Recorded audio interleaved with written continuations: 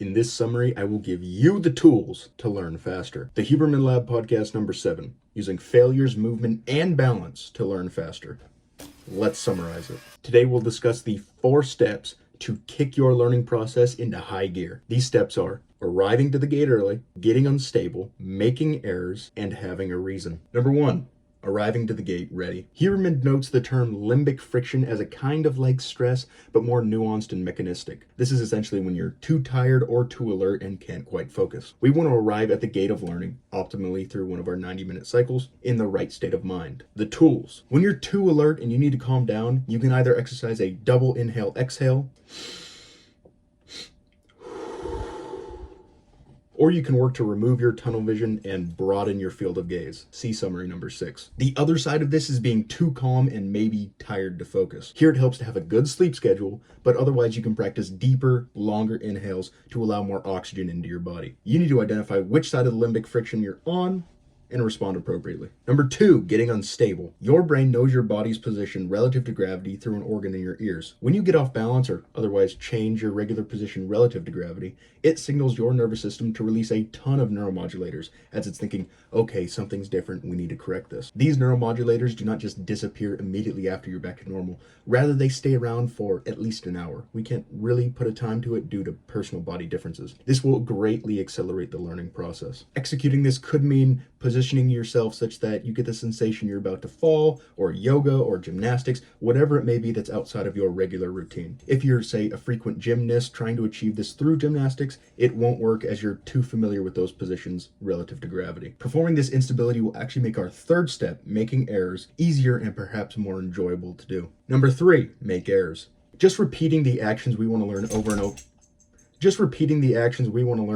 over again will not create plasticity. We need to do more. The signal to generate change and learning is actually to make errors. When errors are made during a learning bout, the neurons that are causing these mistakes will be highlighted, and after an SDR or a nap or good sleep will be worked on to be corrected. It is vitally important to understand that frustration is good. You actually want to reach the point of frustration in your learning, then push a little further. If this is, say, studying a new language, it might mean getting to the point of frustration and trying to comprehend the specific verbs, then studying for another 7 to 30 minutes. If you're trying to learn how to free throw a basketball, this may entail getting to that point, then throwing another 10 to 100 throws. You certainly do not want to stop when you get frustrated. If you do so, you will actually create plasticity in the opposite direction. To help with this, you can actually trick your brain into releasing dopamine when you get frustrated. Dopamine is highly subjective to personal biases. Simply start telling yourself that when you get frustrated, it's a great sign that you're learning. Unlike kids after about age 25, plasticity and learning becomes more difficult. It has been proven that adults are better suited to smaller, more incremental learning over time. This means smaller bouts of learning comprised of less information. If there's a strong enough reason, however,